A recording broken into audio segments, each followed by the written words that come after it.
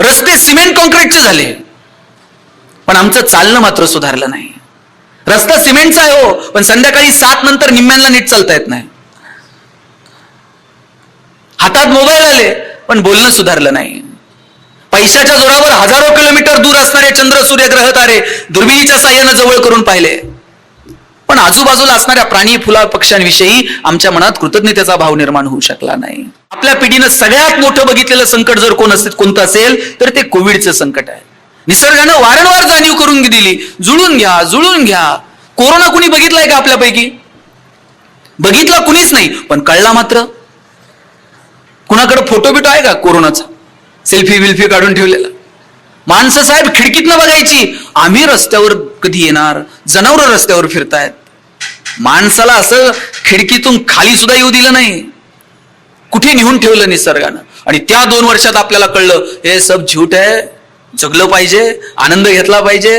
आणि आता 2-4 वर्ष झाली, परत गाडी सुसाट निघाली आपली. आता आपण निसर्गाकडे वळून बघायला तयार नाही आहोत. आणि म्हणून पुन्हा पुन्हा निसर्गाकडे वळून बघा. आज जेव्हा तुम्ही निसर्गाच्या सानिध्यात जाल, वाहणाऱ्या खळखळणाऱ्या नदीला मन भरून बघाल, तेव्हा कळतं खरं सुख काय. पक्ष्यांचा चिवचिवाट, किलबिलाट जेव्हा शांततेने ऐकाल, तेव्हा कळतं खरं सुख काय. सूर्याची कोवळी किरणं कधीतरी अशी अंगावर झिलून बघा, मग कळतं सुख काय. मधमाशांवरती काम करणारे आमचे डॉक्टर आहेत, ते नेहमी सांगतात, ज्या दिवशी मधमाशी संपली त्या दिवशी माणूस पृथ्वीवरतून संपला.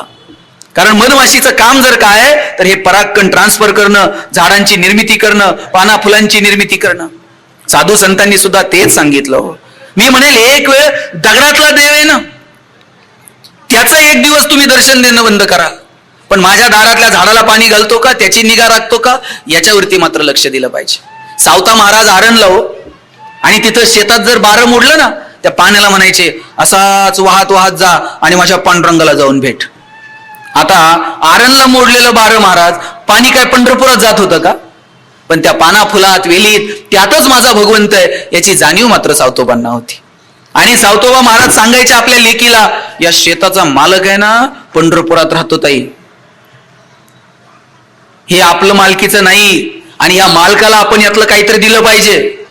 आणि मग जेव्हा दिंडी निघाली पंढरपूरला, तेव्हा सावतोबांची मुलगी पुढे आली आणि तिनं सांगितलं, हे शेतातली फळं फुलं एवढी जरा आमच्या विठ्ठलाला घेऊन जाल, आमच्या शेताचा मालक आहे तो. ते लोक म्हणले, तुमच्या शेताचा मालक, आणि तू कुठं असतोय? आमचे बाबा म्हणतात, शेताचा मालक पंढरपुरात राहतो. आणि तो कोण? विठ्ठल, पांडुरंग.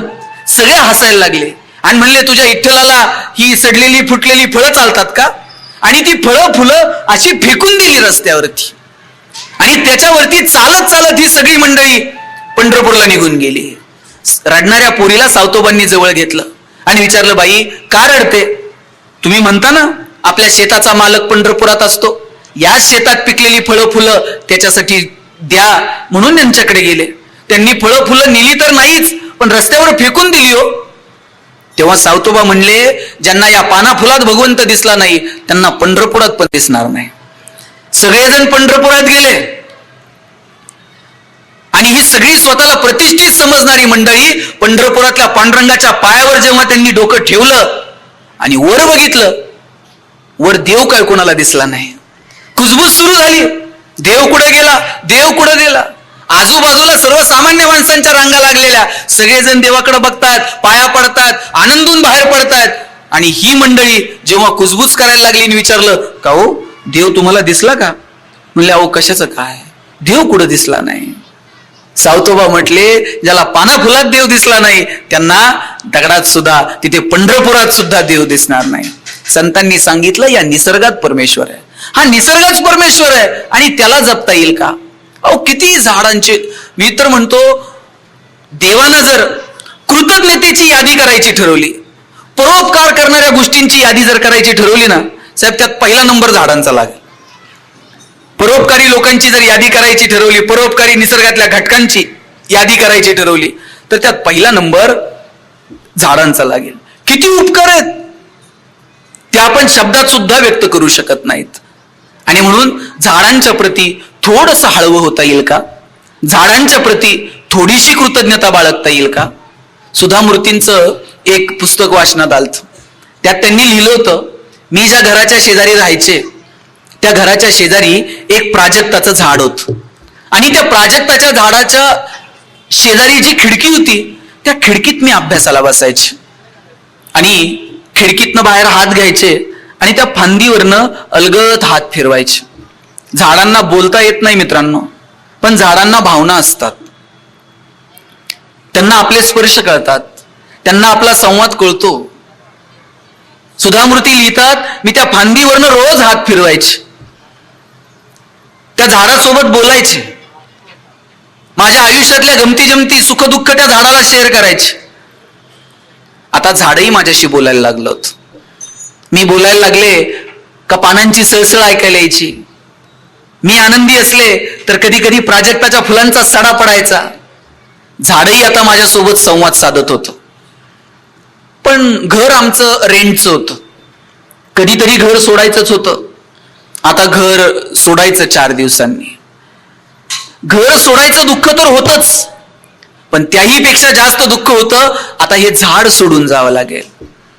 काळजावर दगड ठेवला आणि झाडाला जाऊन सांगितलं, 4 दिवसांनी आम्ही घर सोडतोय, हा परत आपली भेट होईल की नाही मला माहित नाही. झाड काहीच बोललं नाही. पुढचे 4 दिवस ना पानांची सळसळ ऐकायला आली, ना प्राजक्ताच्या फुलांचा सडा पडला. झाड अगदी गप्प गप्प होतं. एकही शब्द बोलायला तयार नाही, व्यक्त व्हायला तयार नाही. 4थ्या दिवशी घर सोडायचं, सगळं सामान गाडीत भरलं. मीही गाडीत जाऊन बसणार. तेव्हा मला वाटलं झाडासोबत बोलायला हवं. पळत गेले, शब्द फुटेना. झाडाला जाऊन मिठी मारली. गच्च झालेले डोळे 2 मिनिटांनी मी उघडले आणि बघते तर काय, आजूबाजूला प्राजक्ताच्या फुलांचा सडा पडलेला होता. ते झाड जणू सांगत होतं, रडू नको, भेटू पुन्हा कधीतरी, होईल आपली भेट. झाडाला शेवटचा टाटा केला आणि मी निघून गेले. 2 वर्षांनी मी पुन्हा त्या गावात आले आणि कुणाला तरी विचारलं, का हो, आमच्या जुन्या घराच्या शेजारी एक प्राजक्ताचं झाड होतं, ते अजून आहे का? तेव्हा कुणीतरी म्हटलं, झाड अजून तसंच आहे, फक्त खिडकीपाशी आलेली फांदी मात्र सुकून गेली. जोपर्यंत स्पर्श आहेत ना तोपर्यंत ती सगळी नाती आहेत. त्या झाडाला, त्या फांदीला त्या स्पर्शाची सवय होऊन गेली होती. आता तो स्पर्श नाही, झाड जगतंय, पण फांदी मात्र सुकून गेली. झाडांनाही भावना आहेत. अहो, आमच्या सगळ्या महिला रोज त्या तुळशी सोबत बोलतात, रोज तिला स्वतःचं सुख दुःख सांगतात. अहो, जात्यावर दळणारी बाई सुद्धा तिथल्या पाना फुलांशी बोलायची. माणसं शिकलेली नव्हती, पण निसर्गासोबत त्यांनी जुळून घेतलं होतं. ते निसर्गासोबत पुन्हा एकदा आपल्याला जुळून घेता येईल का? माणसाचं आयुष्य जसं सोपं केलं ते अधिकाधिक सुखी करता येईल का? आणि काय सुखाची संकल्पना आहे हो आपली. मी लहानपणी जर मंदिरात गेलो ना, असा घंटा वाजवला की आजोबा म्हणायचे, चला रे हात जोडा, आणि म्हटलं आता, ते म्हणायचे, म्हणा देव बाप्पा सुखात ठेव. सुख हा शब्द काय, हे फक्त मागण्यापुरतच आहे, पण नेमकं सुख काय हे मात्र कधी कळलं नाही. आज जेव्हा तुम्ही निसर्गाच्या सानिध्यात जाल, वाहणाऱ्या खळखळणाऱ्या नदीला मन भरून बघाल, तेव्हा कळतं खरं सुख काय. पक्ष्यांचा चिवचिवाट किलबिलाट जेव्हा शांततेने ऐकाल, तेव्हा कळतं खरं सुख काय. सूर्याची कोवळी किरणं कधीतरी अशी अंगावर झिलून बघा, मग कळतं सुख काय. जगज्जेता अलेक्झांडर असा निघाला होता आणि एक तत्कालीन मोठा विचारवंत, तो अलेक्झांडरच्या स्वागताला आला नाही. आणि मग अलेक्झांडरने विचारलं, तो कुठे आहे? सगळे आलेत आणि तो नाही. त्याने आजूबाजूला एक छोटस खेड आहे, त्या झाडा फाना फुलांमध्ये तो आता रमून गेलाय. अलेक्झांडर म्हटलं, आपल्याला आहे ना त्याला जाऊन भेटायचं. आणि हे सगळेजण भेटायला गेले. अलेक्झांडरने त्याला विचारलं की मी तुझ्यासाठी काय करू शकतो? तो म्हटला, तू माझ्यासाठी काहीच करू नको. तो म्हटला, अरे जगज्जेता अलेक्झांडर तुझ्या समोर उभा आहे, काय मागायचंय ते माग. त्याने सांगितलं, मला काहीच नको, आणि द्यायचंच असेल तर एक दे म्हणले. म्हणले काय? तू थोडासा बाजूला उभा राहिला ना, सूर्याची किरण जरा अंगावर येतील. तू थोडासा बाजूला उभा राहा, एवढंच माझ्यासाठी कर. इतकं निसर्गाशी जुळून घेणं असलं पाहिजे. मला वाटतं हे निसर्गाशी जुळून घेणं हे अगदी देवदेवतांपासून, अनेक विचारवंतांपासून तर थेट साधू संतांपर्यंत आणि आज निसर्गाशी संलग्न काम करणाऱ्या अनेक माणसांनी वारंवार सांगण्याचा प्रयत्न केला. तो आम्हाला समजून घेता येईल का? एका मोठ्या अधिकाऱ्याचं एक भाषण ऐकलं होतं आणि त्यानं सांगितलं, मी खूप मोठ्या पदांवरती काम केलं, कायम मी त्या प्रोटोकॉलमध्ये राहिलो, आणि एक दिवशी प्रवासात असताना माझ्या मागं पोलिसांचा ताफा होता, मी निघालो होतो आणि एका झाडावरती एक पक्ष्यांची काही 5-6 घरटी लावलेली होती. माझ्या पत्नीनं मला सांगितलं, ते घरटं आपल्याला काढता येईल का? आपल्या गॅलरीत ते शोभून दिसेल. मी गाडी थांबवली आणि माझ्या बरोबरच्या सेवकांना सांगितलं, जरा ते घरटं काढता येईल का बघा. यांनी आयुष्यात कधी झाडावर चढलेले नव्हते, यांना काय ते झाडावर चढता येईना, ते घरटं काय काढता येईना. मग तिथं गुरामध्ये चालणार एक पोरग होतं, त्यांनी त्याला बोलवलं, म्हणले तेवढं घरटं जरा काढून देतो. हे नाही बाबा म्हणला, आपण नाही झाडावर चढत आणि घरटं नाही काढत, आणि 50 रुपये देतो की. 50 रुपये म्हणला, आपण चढतच नाही झाडावर. 100 रुपये देतो.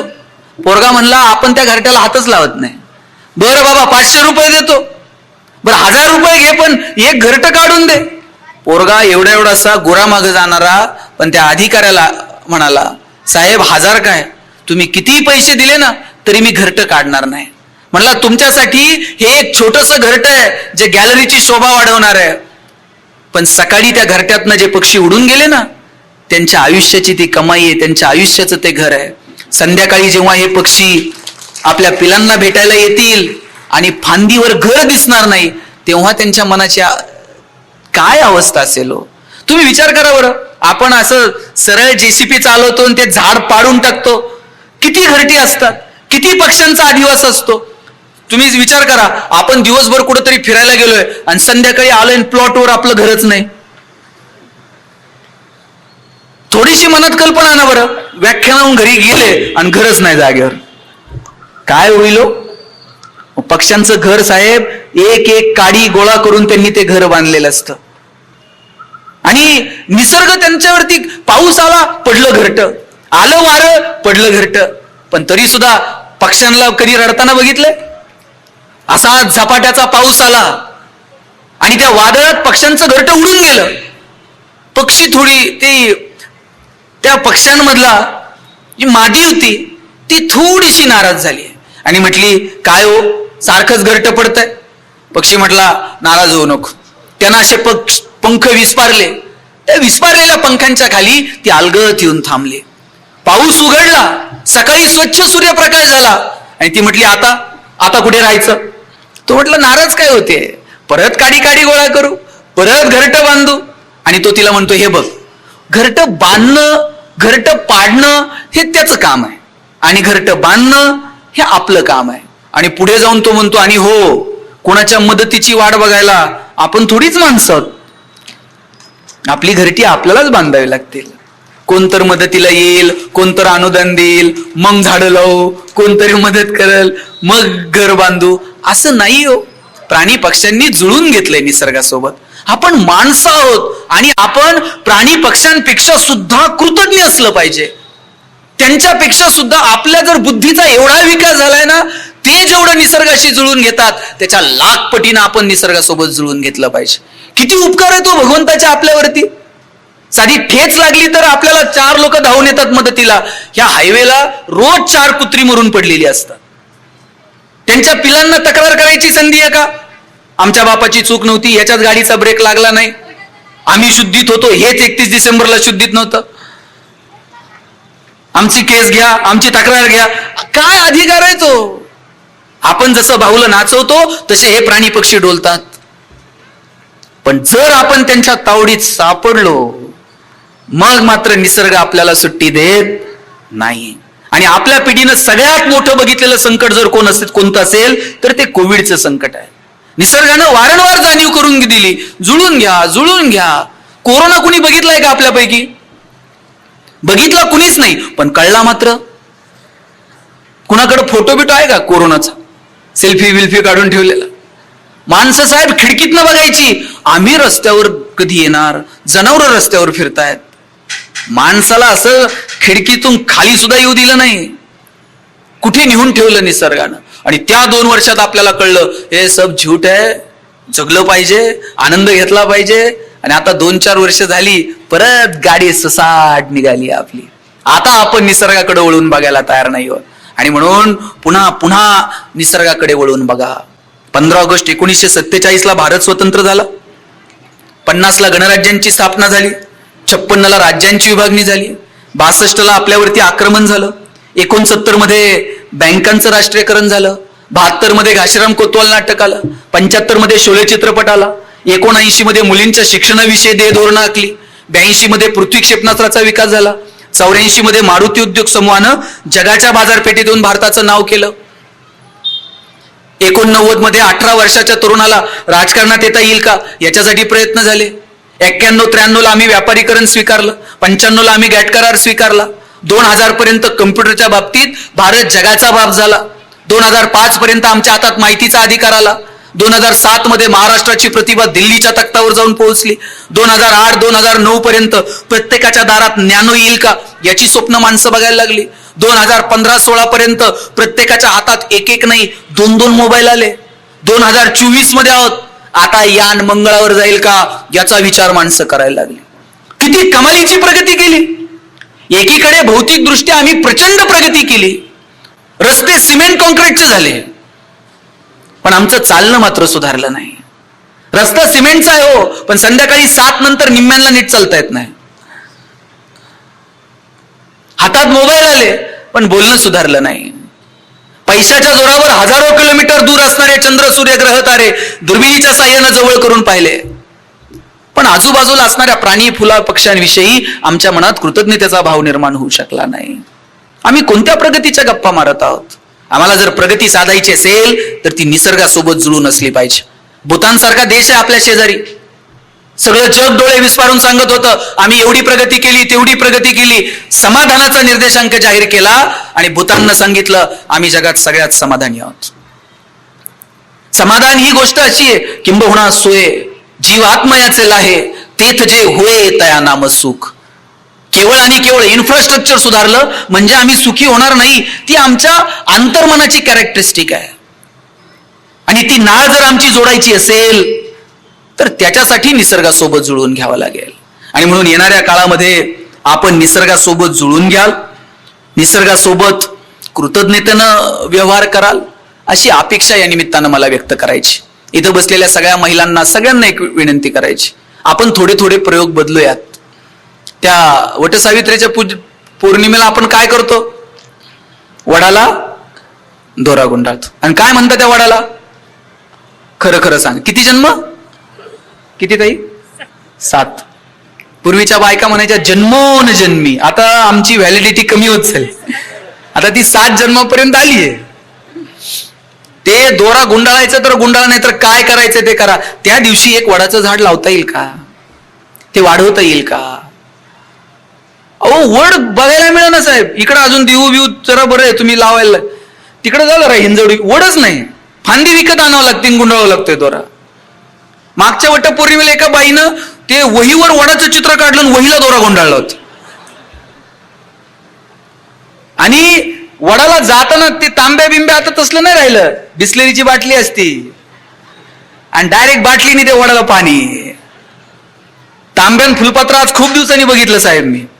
नाहीतर आता कार्यक्रमांमध्ये तांब्या फुलपात्र पण राहिलेलं नाही, ते फक्त सुपारी साखर पुड्यात राहिलंय. आणि काही दिवसानं तिथं सुद्धा दिसणार नाही. गुरुजी सांगणार मुलाचे मामा बाटली घेऊन या. इथपर्यंत येऊ देऊ नका. तुम्ही संक्रांत करता की नाही? काय करता संक्रांतीला? हळदी कुंकू. रथसप्तमी पर्यंत चालतंय. हिनं तिच्याकडे जायचं, तिनं हिच्याकडे यायचं. हिने तिला 4 आण्याचा कंगवा द्यायचा, तिने तिला 8 आण्याची वाटी द्यायची. त्या वाटीत खाता येत नाही, त्या कंगव्यानं इचरता येत नाही. साहेब मला कळतील तसे हेच वाण आहेत. किती पगार वाढू दे, तुम्ही वाण बदलला नाही मॅडम. चहाची गाळणी, पावडरचा डबा, त्या चहाच्या गाळणीनं चहा गाळता येईना, पावडरच्या डब्याला बीळ पडना, एवढी एवढीशी शॅम्पूची पुडी. ह्या संक्रांतीला वाण बदलायचा. काय देणार वाणात? आणि ते लावायचं आणि वाढवायचं. एवढं जरी बदल, छोटे छोटे बदल केले ना, तरी जगणं समृद्ध होऊन जाईल. छोट्या छोट्या बदलांनी आपल्याला पुढे जाता येईल का? आपल्या आरोग्याची काळजी घ्या. अरे आपल्याकडे आयुर्वेद आहे. प्रत्येक वनस्पतीचं, प्रत्येक झाडाचं काही ना काही वेगळं महत्व आहे. ते महत्व समजावून घेता येईल का? येणाऱ्या पिढ्यांना ते समजावून सांगता येईल का? अहो, जोपर्यंत झाड समोर असतं ना, तोपर्यंत त्याची किंमत कळत नाही. पण तेव्हा ते झाड उन्मळून पडतं आणि ती जागा अशी सुनी सुनी वाटते ना, तेव्हा ते झाड आठवत राहतं. आम्ही गावाकडे जायचो ना, गावाकडं झाडं ठरलेली होती साहेब. त्या फांदीला झोका बांधायचा आणि दरवर्षी त्या फांदीला, प्रत्येकाची फांदी सुद्धा ठरलेली होती, याच फांदीला आमचा झोका असणार. पैसे नव्हते हो, आनंद मात्र भरभरून होता. गावाकडे गेलं, असे गुडघे टेकून नदीला पाणी प्यायचं. बोराच्या सीझन मध्ये बोरं, जांभळाच्या सीझन मध्ये जांभळं, आंब्याच्या सीझन मध्ये सगळ्यांचे शर्ट भरलेले, जांभळाच्या सीझन मध्ये 2-4 जणांचे तरी हात गळ्यात. मजा होती. पैसे नव्हते, आनंद मात्र भरभरून होता. आता मात्र सगळं पोरांना चित्रात दाखवण्याची वेळ आलेली आहे. पोरांना गोष्टी सांगायच्या तर त्या सुद्धा झाडांच्या गोष्टी सांगा. त्यांना सांगा काय हा वृक्ष आहे, की आजही कीर्तन झालं विजेला, की काय त्या झाडानं जुळून घेतलं तुकोबारायांशी. पोरांना गोष्टी सांगायच्यात ना, सांगा सुवर्ण पिंपळाची, हाच पिंपळ आहे, इथं ज्ञानोबांच्या आईनं प्रदक्षिणा घातली. ह्या गोष्टी सांगा, हा तोच वटवृक्ष आहे, इथे कर्मवीर भाऊराव पाटलांनी 4 पोरं घेऊन शाळा सुरू केली आणि पाहता पाहता रयत शिक्षण संस्था उभी राहिली. पोरांना गोष्टी सुद्धा झाडांच्या सांगा. हा तोच मोगरा आहे, ज्ञानोबांनी अपेक्षा व्यक्त केली, इवले सिरोप लाविले द्वारी. आणि हा तोच मोगरा आहे जिथे ज्ञानोबांनी आशा व्यक्त केली की हा वेल गगनाच्याही वर निघून जावा. आम्ही गोष्टी तरी काय सांगतो? एक होता राजा, त्याच्या 2 राण्या, एक आवडती एक नावडती. पोरग तेच करते कॉलेजला, एक राजा 2 राण्या, एक आवडती आणि एक नावडती. आपण काय पेरणार आहोत? गहू पेरून ज्वारी उगवत नाही, ज्वारी पेरून हरभरा उगवत नाही. जे पेरणार आहोत ते उगवणार आहे. म्हणून येणाऱ्या काळात काय पेरण करायची हे ठरवा. जाताना इतकंच सांगतो, मगाशी जसं मी म्हटलं की ज्ञानोबारायांनीच म्हटलंय की झाडाला घाव घालणारा असो नाहीतर झाड लावणारा असो, झाड त्याच्यामध्ये भेदभाव करत नाही. ज्ञानोबारायांची उभी आहे, झाड भेदभाव करत नाही. हा घाव घालणारा आहे का हा लावणारा आहे, दोघांनाही सारखीच हे देतो. म्हणून निसर्गाकडनं ही कृतज्ञता शिकावी, निसर्गाकडनं हे देणं शिकावं. अरे एक दाणा पेरला तर 1000 दाणे उगवतात, हा निसर्गाचा नियम आहे. निसर्गाकडनं ही देण्याची दानत आपल्याला शिकता येईल का? शेवटी एक गोष्ट सांगतो आणि थांबतो. एक झाड होतं मोठं, त्या झाडावरती, त्या झाडाच्या भोवती एक मूल रोज खेळायचं. आता ते हळूहळू मोठं होत होतं. त्या पोराला झाडाचं फळ घेता यायचं नाही, तर ते फांदी त्याला म्हणायची, ए बाबा तुझा हात पुरत नाही ना, थांब. ते झाड ते फांदी स्वतःहून खाली वाकवायचं आणि मग सांगायचं तोड आता. पोरग खेळत राहिलं, लहानाचं मोठं होत गेलं आणि काही दिवसांनी पोरानं झाडाकडे येणं बंद केलं. जाता येता ते झाड बघायचं, पण मूल काही तिकडे फिरकलं नाही. एक दिवशी जाताना झाडानं आवाज दिला, ए राजा कुठे चाललाय, जरा ये ना, खेळ ना. खेळायला का मी आता लहान राहिलो का, मला बघू दे माझा उद्योग. अरे 2 मिनिट तरी ये. नाही मला अजिबात वेळ नाही. अरे चाललाय कुठे, मला पैसे कमवायचेत म्हटलं. झाड म्हटलं पैसेच हवेत ना, मग इकडे.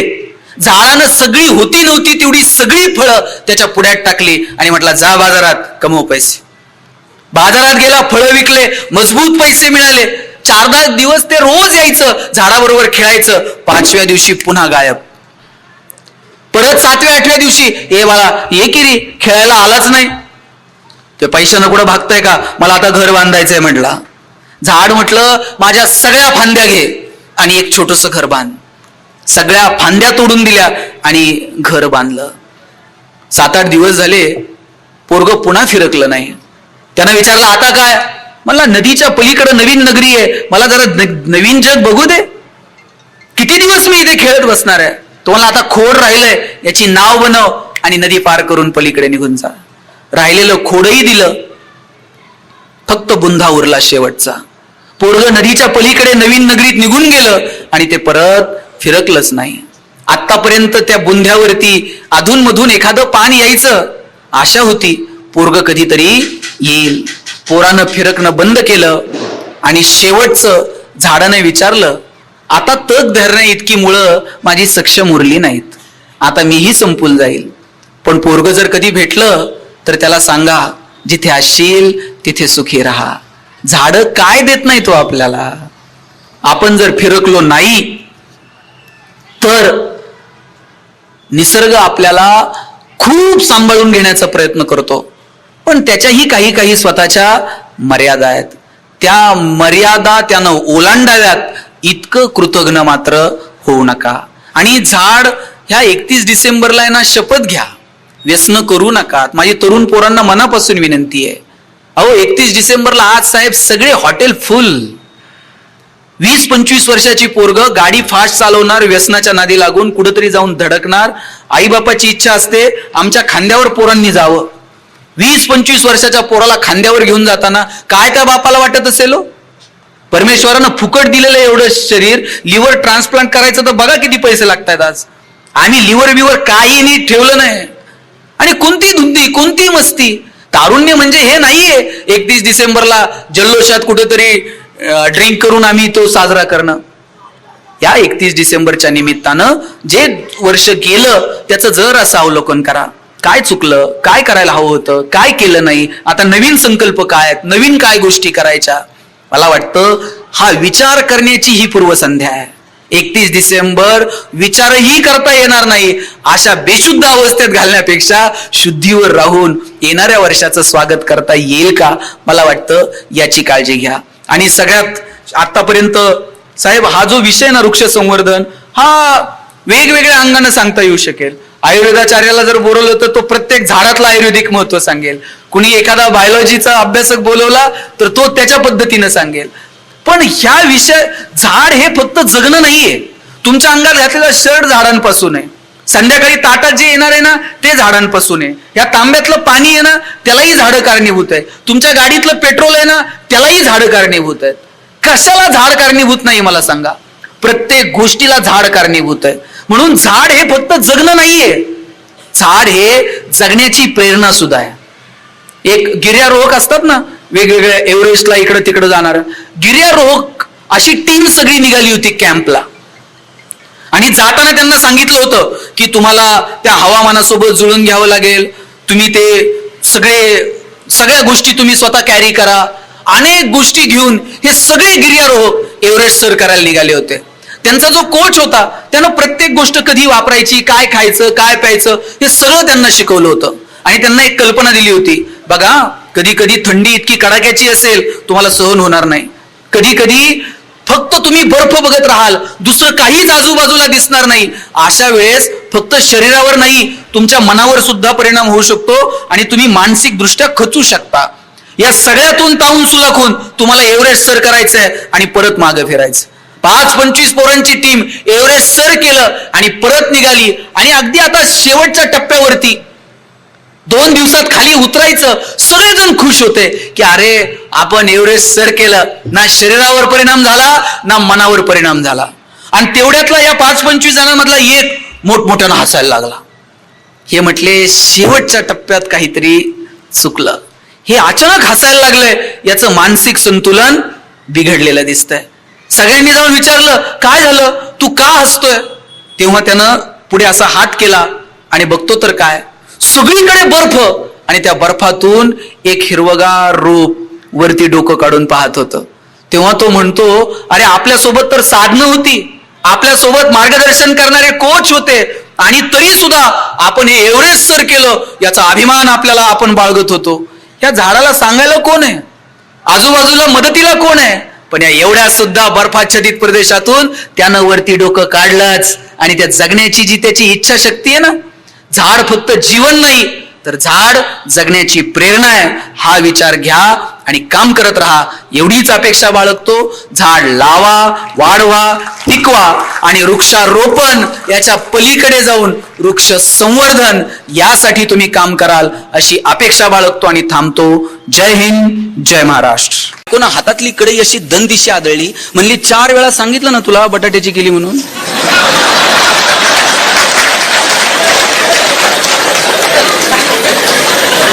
आणि हे डॉक्टरला सांगत होतं, बायकोला ऐकायला येत नाही. 20 वर्ष ह्याला ऐकायला येत नव्हतं, तिने कसा संसार केला? कायम इतरांच्या चुका कशा काढता येतील? कधीतरी स्वतःच्या अंतर्मनात डोकावून बघा. नाती गोती जपा, ही कधीच मिळणार नाही. तर माणूस म्हणून आपल्याला जी नाती मिळालीत ना, त्याची जाण ठेव. जग सुखी समाधानी राहील, पण त्याची सुरुवात आपल्यापासून आहे. आपण आनंदी असायला हवं, आपलं कुटुंब आनंदी असायला हवं, माझं गाव आनंदी असायला हवं. मग जग सुखी राहील, मग जग आनंदी राहील. पण आमचं कुटुंब आनंदी राहावं याच्यासाठी तरी आम्ही काही केलं का? आम्ही आमची नाती तरी जपली का? अहो, कितीतरी मुलं अशी आहेत, गेले कित्येक दिवस त्यांचा आणि बापाचा स्पर्श सुद्धा नाहीये. गेले कित्येक दिवस त्यांनी आईला अजून बघितलेलं सुद्धा नाहीये. ही नाती परत आहेत का? मग गेल्यानंतर ते व्हॉट्सअपला फोटो ठेवतंय, मिस यू. काय उपयोग आहे का? गेल्यावर मिस यू म्हणण्यापेक्षा आताच हातात हात द्या आणि सांगा, विथ यू आम्ही आहोत तुमच्यासोबत. आणि गेलेली माणसं परत बघता येतात का? प्रथम पुण्यस्मरण, इथून ब्रह्मदेवाला एफडी करा, आमचा गेलेला बाप 2 मिनिटासाठी पाठवा, खूप पाहुणे आलेत. परत तुम्हाला तुमचा गेलेला बाप बघायला मिळत नाही, गेलेली आई बघायला मिळत नाही, गेलेला भाऊ बघायला मिळत नाही. आणि आम्ही कोणत्या अहंकारात जगतो? लोक म्हणतात 10 वर्ष झालंय भावाच्या दारात गेलो नाही. अरे सांगता कुणाला? 10 वर्ष झालंय बहिणीच्या दारात गेलो नाही. अरे तू ती गेल्यावर जाशील साडी चोळी घेऊन, तिला नाही कळत भाऊ आलाय म्हणून. एकाच आईच्या पोटी 2 जण जन्माला आले, मग इतका द्वेष का? कशासाठी? कुणीतरी मोठ्या मनानं माफ करून टाकावं, कुणीतरी 2 पावलं येऊन माफी मागून टाकावी. किती सोपा हिशोब आहे. माफी मागणाऱ्याला कमीपणा वाटू नये आणि माफी देणाऱ्यालाही अहंकार वाटू नये, इतकं साधं जगणं असावं.